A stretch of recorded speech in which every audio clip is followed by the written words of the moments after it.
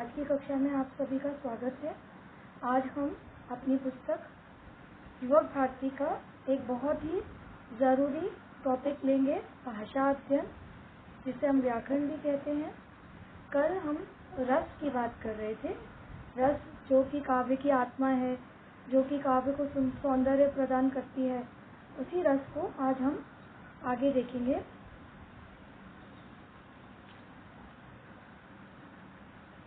काव्य शास्त्र में आचार्यों ने रस को काव्य की आत्मा माना है। इसमें बात की उन्होंने विभाव, अनुभाव, व्यभिचारी भाव, स्थायी भाव रस के अंग है और इन अंगों अथवा तत्वों के सहयोग से रस की निष्पत्ति होती है, मतलब उत्पत्ति होती है। पहले हम इन चारों चीज़ों को समझने की कोशिश करते हैं कि आखिर ये विभाव, अनुभाव, व्यभिचारी भाव और स्थायी भाव क्या है। देखिए, विभाव भाव या निर्धारक तत्व को बोलते हैं। विभाव वजह, कारण या प्रेरणा होता है किसी चीज का। यह वचन, शरीर, इशारों या मानसिक भावनाओं का विवरण करता है, अर्थात वे सभी साधन जिनके कारण हमारे मन में भाव उत्पन्न होते हैं। देखिए, जैसे कोई चुटकुला हमने पढ़ लिया तो हमें हंसी आ गई, या किसी को हंसता देखकर हमें हंसी आ गई, तो जो भी साधन है जिसके कारण हमारे मन में भाव उत्पन्न होते हैं। कोई रो रहा है और हमारे मन में थोड़ा सा रोने जैसा शोक का भाव आ गया, तो जब किसी साधन से हमारे मन में भाव उत्पन्न होते हैं तो उसे विभाव भाव या निर्धारक तत्व कहा जाता है। दूसरा देखिए, अनुभाव, जो हम अनुभव करते हैं, जो हम ग्रहण करते हैं किसी से। उदाहरण के लिए, कृष्ण के मन में सुदामा को देखकर जो भाव उत्पन्न हुआ और आंसू बहने लगे, वह आंसू बहना अनुभाव है। जो भाव पैदा हुआ वह क्या है? वह है विभाव। और जो आंसू बहने लगे वह क्या है? वह है अनुभाव। दूसरा देखिए, संचारी भाव। समय समय पर हमारे मन में जो भाव आते जाते रहते हैं वह संचारी भाव होते हैं। संचारी या व्यभिचारी भाव मन में उठने वाले अलग अलग भाव जो उत्पन्न होते रहते हैं और मिटते रहते हैं। एक पिक्चर देख रहे हैं आप, सडनली आप उसको देख के स्टार्टिंग में खुश हो जाते हैं, फिर आपको शोक का भाव आता है, फिर आपको हास्य, फिर आपको बहुत गुस्सा आता है, क्रोध का भाव आता है। तो ये जो भाव आते जाते रहते हैं उसे संचारी भाव बोलते हैं। और आखिरी जो भाव है वह है स्थायी भाव, जो हमारे मन में पहले से ही स्थित भाव है। जैसे हम अगर हमारे मन के अंदर झांक के देखें तो कौन कौन से भाव हैं? प्रेम, क्रोध, विस्मय, जो हमारे अंदर सदा ही रहते हैं, हमेशा ही हमारे अंदर रहते हैं। आगे का रस हम देख लेते हैं। इन साहित्य शास्त्र में 9 प्रकार के रस माने गए हैं। कालांतर में अन्य 2 रसों को सम्मिलित किया गया है। पहले जो हम पढ़ चुके हैं वो भावों की बात करें, श्रृंगार, जिसके अंदर स्थायी भाव रहता है प्रेम का। फिर है शांत, इसमें स्थायी भाव रहता है शांति का। करुण मतलब दया, जिसको हम शोक बोलते हैं। दुख का भाव स्थायी रहता है उसके अंदर। हास्य के अंदर हास का स्थायी भाव रहता है। और रस हमारा वीर है, उसके अंदर उत्साह रहता है। छठवां हमारा रौद्र है, जिसे हम क्रोध बोलते हैं, ये भी हमारे अंदर हमेशा से है। सातवां है भयानक, भय। आठवां है विभीषिका, घृणा। 9वां है अद्भुत, आश्चर्य। और दो हमने जो जोड़ लिए हैं, वात्सल्य, जो हमारे अंदर ममता का भाव है, जिसे हम ममत्व बोलते हैं। और एक भाव है भक्ति का भाव, और यह भी हमारे अंदर स्थायी भाव है। तो स्थायी भाव जो हमारे मन में हमेशा रहते हैं वो कौन कौन से हैं? प्रेम, शांति, शोक, हास, उत्साह, क्रोध, भय, घृणा, आश्चर्य, ममत्व और भक्ति। ये पहले जो हम 4 भाव कर चुके हैं अपनी पिछली कक्षा में, वह थे अद्भुत रस, श्रृंगार रस, भक्ति रस और रौद्र रस, शांत रस। अब हम जो करने वाले हैं 2 रस, वह है रौद्र रस और विभीषिका रस। 11वीं कक्षा में आप पहले से ही करुण, हास्य, वीर, भयानक और वात्सल्य रस के लक्षण एवं उदाहरणों का अध्ययन कर चुके हैं। तो आज हम किसका करेंगे?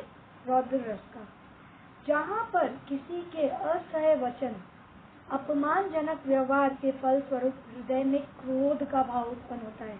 किसी ने आपके साथ बुरा किया, किसी ने आपको बुरे वचन बोले, शब्द बोले, तो आपके अंदर जो क्रोध पैदा होता है वह भाव रौद्र रस उत्पन्न होता है। इस रस की अभिव्यंजना अपने किसी प्रिय अथवा श्रद्धेय व्यक्ति के प्रति अपमानजनक असह्य व्यवहार के प्रतिशोध के रूप में होती है। कोई आपके साथ या आपके किसी प्रियजन के साथ अपमानजनक जब शब्द बोलते हैं तो आपके अंदर एक प्रतिशोध या प्रतिकार पैदा होता है, तब यह रस रौद्र रस पैदा होता है। तो उदाहरण के लिए आपको बताते हैं, श्री कृष्ण के वचन सुन अर्जुन क्रोध से जलने लगा, सब शोक अपना भूलकर करतल युगल मलने लगा। तो जब श्री कृष्ण के वचन सुने अर्जुन ने तो उसे गुस्सा आने लगा और वह अपना दुख भूलकर अपने हाथ मलने लगा क्रोध में। तो ये रौद्र रस का एक उदाहरण है। दूसरा है, कहा कि कई ने सक्रोध दूर हट निर्बोध जुए रस में विष मत खोल। तो यह केकई ने मंत्रा को कहा जब वह उसके कानों में राम के खिलाफ विष घोल रही थी। तो यहाँ भी आपको रौद्र रस का उदाहरण मिलता है। अगला रस है विभीत रस, भयानक, जहाँ किसी अप्रिय, अरुचिकर, घृणास्पद वस्तुओं, पदार्थों के प्रसंगों का वर्णन हो। जहाँ विभीत रस उत्पन्न होता है वहाँ घृणा उत्पन्न होती है, नफरत उत्पन्न होती है। तो उदाहरण देखिए, सिर पर बैठो काका, आँखें दो खात, खींचई जीव हिसियार अति आनंद उर्धरात, गिद्ध जांग के मांस खोद खोद खात उच्चारण है। यहाँ पर इतना गंदा इन लोगों ने आपको एक्सप्लेनेशन दिया है कि कौआ कैसे आंखें नोच के खाता है, जीभ कैसे सियार खींच लेता है, गिद्ध कैसे मांस नोच के खाता है। तो ये सब घृणा उत्पन्न करते हैं। सुडुक सुडुक घाव से पिल्लू निकाल रहा है, नासिका से श्वेत पदार्थ निकाल रहा है। ये सब जो भी उदाहरण है घृणा के उदाहरण है। सुन के आपको घृणा आ जाती है। ये हमारे रस आपकी कक्षा के हिसाब से आज खत्म हुए हैं। अब हम दूसरा अपना भाषा का एक टॉपिक उठा रहे हैं जिसे हम बोलते हैं वाक्यों के भेद। ये इसका आपको एक्सरसाइज कृति आपको 35 नंबर पेज पे दी हुई है। आपको पहले वाक्य भेद क्या है, उससे पहले वाक्य क्या है वह समझा देती हूँ। तो आपके लिए यह करना बहुत ही आसान हो जाएगा। स्वाध्याय का व्याकरण पेज नंबर 35 का ये है हमारा, जो हम बाद में इसे हम करने की कोशिश करेंगे। पर अभी हम वाक्यों के और वाक्यों के भेद समझते हैं। वाक्य क्या है? शब्दों का व्यवस्थित रूप जिससे मनुष्य अपने विचारों का आदान प्रदान करता है। इससे भी सरल भाषा देखते हैं। शब्दों के सार्थक समूह को वाक्य कहते हैं। अब इसमें सार्थक का क्या मतलब है? जिसका कोई अर्थ हो। जिस भी शब्दों को एक साथ लिखा गया है, समूह बनाया गया है और इसका कोई मीनिंग, इसका कोई अर्थ हो, उसे वाक्य कहते हैं। उदाहरण देख लेते हैं। चिड़िया आसमान में उड़ रही है, ठीक है। बच्चा खेल रहा है, गाड़ी चल रही है। तो यहाँ ये सारे के सारे हमारे वाक्य हैं जिनका कोई अर्थ है। अब यहाँ पर उन्होंने और एक बात कही है, चिड़िया आसमान में उड़ रही है। अब इसमें मैंने इसे कर्ता, कर्म और क्रिया में बांटा है। तो एक सामान्य वाक्य में क्रमशः कर्ता, कर्म और क्रिया होता है। अब ये क्या होते हैं? देखिए, कर्ता वह जो कुछ काम कर रहा है, ठीक है। कर्ता वह जो कुछ काम कर रहा है। तो यहाँ पर चिड़िया क्या है? चिड़िया कर्ता है। अब कर्म क्या है? कर्म जो कर्ता काम कर रहा है उसका प्रभाव जिस पर पड़ रहा है वह कर्म है। तो चिड़िया कहाँ उड़ रही है? आसमान में। तो कर्म क्या है? आसमान। अब उड़ रही है क्या है? क्रिया। क्रिया का मतलब है डूइंग वर्ड, जो हम वर्ब बोलते हैं। तो क्रिया क्या है? कुछ काम का होना या करना। तो यहाँ पर क्रिया क्या हो रही है? उड़ रही है। तो कर्ता चिड़िया, कर्म आसमान और रही है क्रिया। और एक उदाहरण देखिए, राम ने रावण को तीर से मारा। तो अब राम क्या है? कर्ता, और रावण क्या है? कर्म, और मारा क्या है? क्रिया। तो इस प्रकार जब कर्ता कर्म क्रिया मिले क्रमशः एक के बाद एक तो वाक्य बन जाता है। अब वाक्य के भेद या उसके प्रकार हम कितने तरीके से कर सकते हैं? तो हम वाक्य के भेद दो तरीके से कर सकते हैं। पहला है अर्थ के आधार पर, जिसको हम बोलते हैं मीनिंग के आधार पर, और दूसरा है रचना के आधार पर, जिसको हम बोलते हैं फॉर्मेशन कैसा है उसका। तो पहला है अर्थ, दूसरा है रचना। अर्थ के आधार पर हम उसके भेद जानते हैं। पहला है विधानवाचक वाक्य, दूसरा है निषेधवाचक, तीसरा है प्रश्नवाचक, चौथा है आज्ञावाचक, पांचवा है इच्छावाचक, संदेह सूचक, विस्मयादि वाचक। ये अर्थ के आधार पर जैसे ही आपको आगे आएगा मैं उसे आपको अच्छे से समझा दूंगी। अभी आपको संक्षेप में मतलब समझा दिया। रचना के आधार पर सरल वाक्य, संयुक्त वाक्य और मिश्रित वाक्य। क्योंकि अब जो हमारी एक्सरसाइज है वह स्वाध्याय का जो व्याकरण है वह रचना के आधार पर है, तो इसको मैं आपको सारांश में अच्छे से समझाती हूँ डिटेल में। देखिए, ये समझने के पहले कि सरल, संयुक्त और मिश्र वाक्य क्या है, उसमें आने वाली कुछ शब्दावली, टर्मिनोलॉजी मैं आपको समझाती हूँ। देखिए, पहली होता है उद्देश्य, जिसके बारे में बात की जाए। दूसरा होता है एक वाक्य में विधेय, जो बात की जाए। उदाहरण आपको बताती हूँ। मोहन काशी में रहता है। अब मोहन क्या है? वह है उद्देश्य, और काशी में रहता है क्या है? विधेय। ठीक है, तो यह आगे आपको जब मैं वाक्य समझाऊंगी तो ये दोनों टर्मिनोलॉजी आपके काम आने वाली है, उद्देश्य और विधेय। समुच्चय बोधक क्या होता है? दो शब्दों या वाक्यों को जोड़ने वाले शब्दों को समुच्चय बोधक कहते हैं। किसी भी दो शब्द को, जैसे राम और श्याम, या किसी वाक्यों को जोड़ते हैं, जैसे बच्चा सोता था लेकिन माँ काम कर रही थी। तो समुच्चय बोधक कौन कौन से शब्द हैं? और, वरना, किंतु, इसलिए, क्योंकि, परंतु, ऐसे बहुत सारे हैं, और इंग्लिश में हम इसे कंजंक्शंस कहते हैं। अब एक वाक्य देखिए जिसमें आपको प्रधान वाक्य और आश्रित वाक्य में आपको समझाऊंगी। देखिए, बहुत ही सिंपल सा सेंटेंस है। मोदी जी ने कहा कि अच्छे दिन आएंगे। अब इसमें आपको दो वाक्य दिख रहे हैं। देखिए, एक है मोदी जी ने कहा और दूसरा है अच्छे दिन आएंगे। दोनों अपने आप में स्वतंत्र वाक्य हैं, पर एक वाक्य प्रधान उपवाक्य है और दूसरा आश्रित है, जिसको हम मेन वर्ब और सबऑर्डिनेट बोलते हैं इंग्लिश में। तो प्रधान वाक्य कैसा है वो समझिए। किसी वाक्य में जो उपवाक्य किसी पर आश्रित न हो अथवा अपने आप में स्वतंत्र हो, उसकी क्रिया मुख्य या प्रधान होती है। जैसे उदाहरण ले लीजिए, मोदी जी ने कहा। अब इस वाक्य में आपको कुछ भी आगे पीछे जानने की जरूरत नहीं, वाक्य अपने आप में स्वतंत्र है, इसलिए प्रधान वाक्य है। अब आश्रित वाक्य देखिए, किसी वाक्य में जो उपवाक्य आश्रित या डिपेंडेंट होता है उसे आश्रित कहते हैं।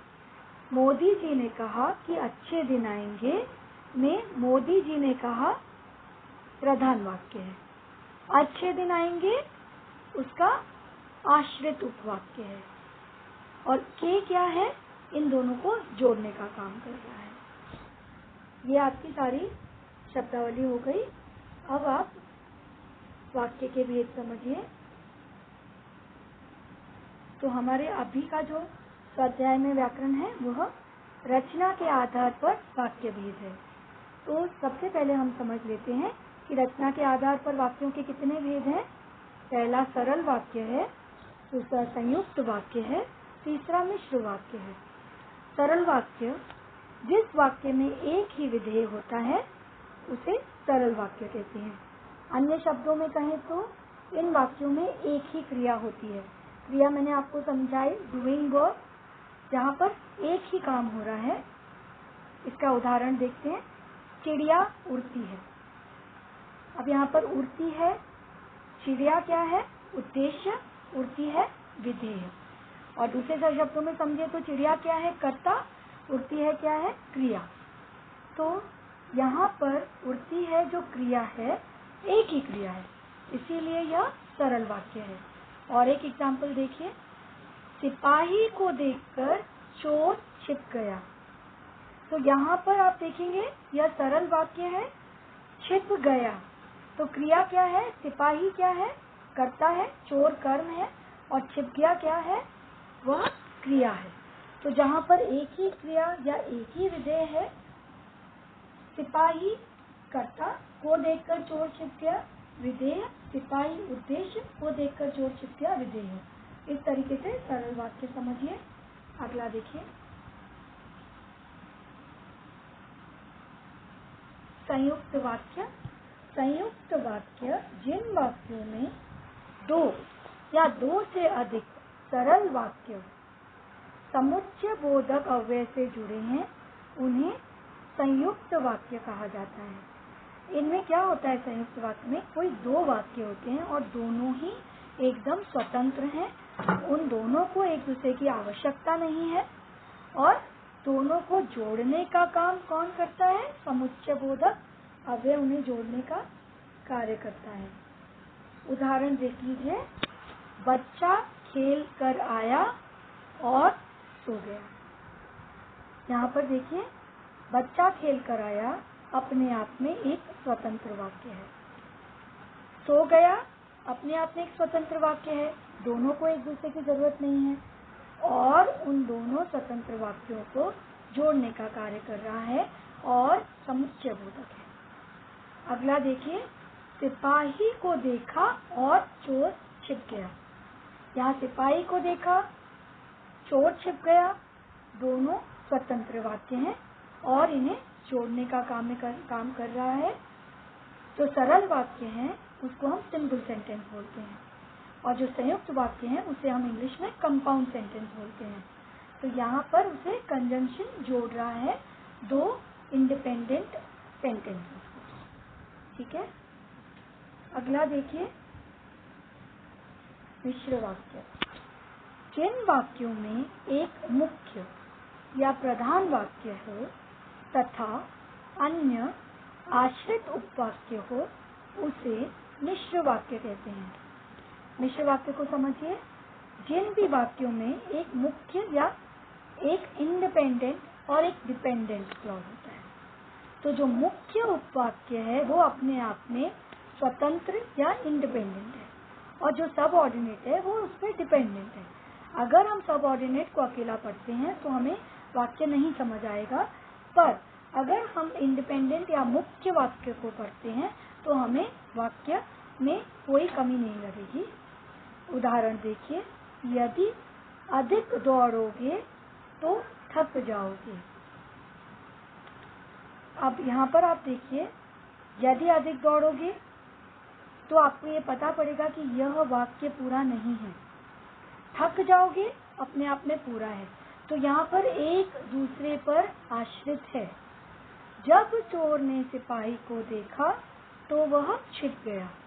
तो यहाँ पर हम जब चोर ने सिपाही को देखा तो क्या हमें नहीं समझ आता, पर जब हम वह छिप गया पढ़ते हैं तो हमें पता है कि वह छिप गया अपने आप में पूरा है। तो यह सरल, संयुक्त और उदाहरण देख लेते हैं हम सरल वाक्य, संयुक्त वाक्य और मिश्रित वाक्य के। प्रधानाचार्य श्रीमती पल्लवी हमारे घर आई। सरल वाक्य है, श्रीमती पल्लवी जो प्रधानाचार्य हैं हमारे घर आई थी। परिश्रमी कभी निराश नहीं होते, जो परिश्रमी होते हैं वे कभी निराश नहीं होते। सरल वाक्य, रीना अस्वस्थ होने के कारण कल विद्यालय नहीं गई थी। इसको हम संयुक्त देखेंगे। रीना अस्वस्थ थी और वह कल विद्यालय नहीं गई, बीच में समुच्चय बोधक लगाया, दो वाक्यों को स्वतंत्र किया। प्रातः काल होने पर पक्षी चहचहाने लगते हैं। सरल वाक्य है। संयुक्त में देखिए, प्रातः काल हुआ और पक्षी चहचहाने लगे। संयुक्त वाक्य देखिए, साक्षी बहुत तेज दौड़ी थी पर प्रथम न आ सकी। वह दौड़ी बहुत तेज थी, प्रथम न आ सकी। मिश्रित देखिए, यद्यपि साक्षी बहुत तेज दौड़ी थी तथापि प्रथम न आ सकी। प्रीति कल हमारे घर आने वाली थी किंतु नहीं आई। प्रीति जो कल हमारे घर आने वाली थी नहीं आई। जो लोग निरंतर परिश्रम करते हैं उन्हें अधिक समय तक निराश नहीं होना पड़ता। निरंतर परिश्रम करने वाले लोगों को अधिक समय तक निराश नहीं होना पड़ता। अभिलाषा जो अंकिता की बहन है, अंकिता की बहन अभिलाषा। देखिए, ये जो मिश्रित वाक्य है उसको कैसे सरल बनाया है। अभिलाषा जो अंकिता की बहन है उसने खाना खाया और वह सो गई। यहाँ पर प्रधान और आश्रित वाक्य दिख रहा है। यहाँ पर देखिए, अंकिता की बहन अभिलाषा खाना खाकर सो गई। तो इस प्रकार सरल, संयुक्त और मिश्रित वाक्य रचना के आधार पर निम्न वाक्यों के भेद पहचानिए। यही स्वाध्याय अभी हम करने जा रहे हैं।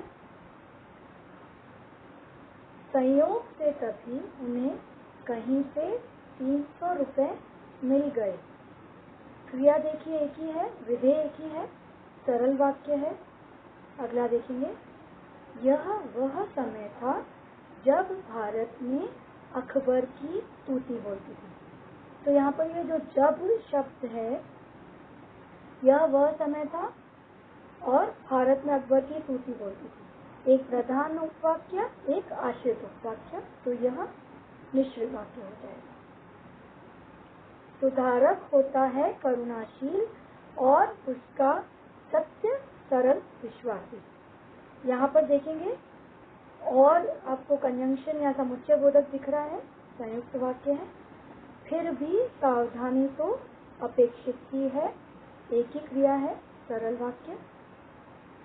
यह तस्वीर निस्संदेह भयावह है लेकिन इसे किसी भी तरह अतिरंजित नहीं कहा जाना चाहिए। यहाँ पर लेकिन आपको दिख रहा है, समुच्चय बोधक है, संयुक्त वाक्य हो जाएगा क्योंकि दो स्वतंत्र वाक्यों को जोड़ा गया है। आप यहीं प्रतीक्षा कीजिए, सरल वाक्य है। निराला जी हमें उस कक्ष में ले गए जो उनकी कठोर साधना का मूक साक्षी रहा है। तो उस कक्ष में ले गए जो, तो यहाँ पर एक प्रधान उपवाक्य है, एक आश्रित है, तो यह मिश्र वाक्य है। लोगों ने देखा और हैरान रह गए, संयुक्त वाक्य है और देखकर आप समझ सकते हैं समुच्चय बोधक उसे जोड़ रहा है। सामने एक बोर्ड लगा था जिस पर अंग्रेजी में लिखा था। देखिए, यहाँ पर सामने एक बोर्ड लगा था, पूरा एक वाक्य है, अंग्रेजी में लिखा था, पूरा एक स्वतंत्र वाक्य है, कहीं कोई आश्रित नहीं दिख रहा। तो जिस पर यहाँ पर समुच्चय बोधक अव्यय का काम करेगा, संयुक्त वाक्य है। यदि ओजोन एक गैस है जो ऑक्सीजन के 3 परमाणुओं से मिलकर बनी होती है। यहाँ पर एक वाक्य प्रधान है और एक उपवाक्य है, तो ये मिश्र वाक्य हो गया। अब अगला जो हमारा भाषा का अध्ययन है, व्याकरण का, पेज नंबर 4 पे हमने इसे छोड़ दिया था, आज इसे भी देख लेते हैं। निम्नलिखित वाक्य शुद्ध करके फिर से लिखिए। देखिए, जब वाक्य शुद्धिकरण की बात आती है तो बहुत सारी चीजों का ध्यान रखना पड़ता है। जैसे एक वचन के लिए है लगता है, बहुवचन में है लगता है। इसी प्रकार आपको वर्तनी यानी स्पेलिंग की मिस्टेक्स देखनी पड़ती हैं, कहीं कोई स्पेलिंग मिस्टेक तो नहीं है। लिंग देखना पड़ता है कि कहीं पुल्लिंग, और जैसे लड़की का लिखा है राधा कहती है मैं आता हूँ, अगर ऐसे लिखा होगा कि मैं आता हूँ तो यह गलत हो जाएगा। जब राधा लिखा है तो आती है। तो लिंग, वचन, कारक और वर्तनी की जो भी विशुद्धियाँ या अशुद्धियाँ हैं उसे आपको शुद्ध करके फिर से लिखना है। तो अब हम ये अपना आज स्वाध्याय करेंगे। पेज नंबर 4 का है। निम्नलिखित वाक्य शुद्ध करके फिर से लिखिए। पहला है, अतिथि आए हैं, घर में सामान नहीं है। देखिए, अतिथि आए हैं, घर में सामान नहीं है। अतिथि आए हैं, क्योंकि अतिथि आया है नहीं लिखा है, आए हैं लिखा है। ठीक है, तो है पे बिंदी लग जाएगी, बिंदु लगने से वह है हो जाएगा, बहुवचन बन जाएगा। घर में सामान नहीं है। अगला देखिए, परंतु अज्ञान भी अपराध है। ज्ञ वर्तनी स्पेलिंग मिस्टेक है, ज्ञ ऐसे लिखा जाता है, देखिए ध्यान से, तो वहां पर उसे शुद्ध कीजिए। उसके सत्य का पराजय हो जाता है। देखिए, पराजय स्त्रीलिंग है, तो उसके सत्य की पराजय हो जाती है या उसका सत्य पराजय हो जाता है। उसका सत्य दोनों ही सही है। यहाँ मैंने लिखा है उसके सत्य की पराजय हो जाती है। अगला देखिए, प्रेरणा और ताकत बनकर परस्पर विकास में सहभागी बने। ताकत की स्पेलिंग गलत है, उसे फिर से सही करके लिखिए। प्रेरणा और ताकत बनकर परस्पर विकास में सहभागी बने। अगला देखेंगे, दिलीप अपने माँ बाप की इकलौती संतान थी। कर्ता देखिए, दिलीप पुल्लिंग है और यहाँ क्या लिखा है, इकलौती संतान थी। दिलीप अपने माँ बाप की इकलौती संतान था। आप इस शेष लिफाफे को खोलकर पढ़ लीजिए। फॉर्मेशन गलत है, रचना के हिसाब से गलती है, इसे ठीक करके लिखिए। आप इस लिफाफे को खोलकर शेष पढ़ लीजिए। उस जो भी है जिसने लिफाफा हाथ में दिया उसने आधी बात बता दी है, शेष बात आप लिफाफा खोल कर पढ़ लीजिए। उसमें फूल बिछा दें, स्पेलिंग मिस्टेक है, उसमें फूल बिछा दें। कहाँ खो गई हैं आप, पूर्ण विराम लगाया है। कभी भी याद रखिए, प्रश्नवाचक चिन्ह लगेगा अगर प्रश्न पूछा गया है। कहाँ खो गई हैं आप, प्रश्न है, तो उसके बाद में अंत में प्रश्नवाचक चिन्ह लगाइए। ये भी आपको जरूर पढ़ाया जाएगा। एक सफल विराम चिन्ह ने बोला जाता है प्रश्नवाचक चिन्ह को, तो यह आपको जरूर पढ़ाऊंगी मैं चिन्ह आपको। एक मैं सफल सूत्र संचालक के रूप में प्रसिद्ध हो गया। यहाँ भी फॉर्मेशन रचना का प्रॉब्लम है, ठीक से करेंगे। मैं एक सफल सूत्र संचालक के रूप में प्रसिद्ध हो गया। चलते चलते हमारे बीच का अंतर कम हो गया था। ठीक से इसे लिखिए, हमारे बीच का अंतर चलते चलते कम हो गया था। फॉर्मेशन का ही थोड़ा डिफेक्ट है, ठीक से लिखना पड़ेगा। तो ऐसे ही आपको एग्जाम में भी वाक्य शुद्ध करने आएगा। वाक्यों के भेद आपके 2 नंबर के आते हैं। रस, अलंकार, ये सब बहुत ही इम्पोर्टेंट टॉपिक्स हैं। इन सब पे ध्यान देके हम अपने भाषा अध्ययन व्याकरण को और अच्छे से कर पाएंगे। कहीं भी आपको कुछ भी अगर डाउट्स हैं, कहीं भी आपको कठिनाई आ रही है, आप मुझे पूछ सकते हैं या ये वापस वीडियो देख सकते हैं, आपको ज़रूर समझ आ जाएगा। आज की कक्षा हम यहीं समाप्त करते हैं। अगली कक्षा में आपसे फिर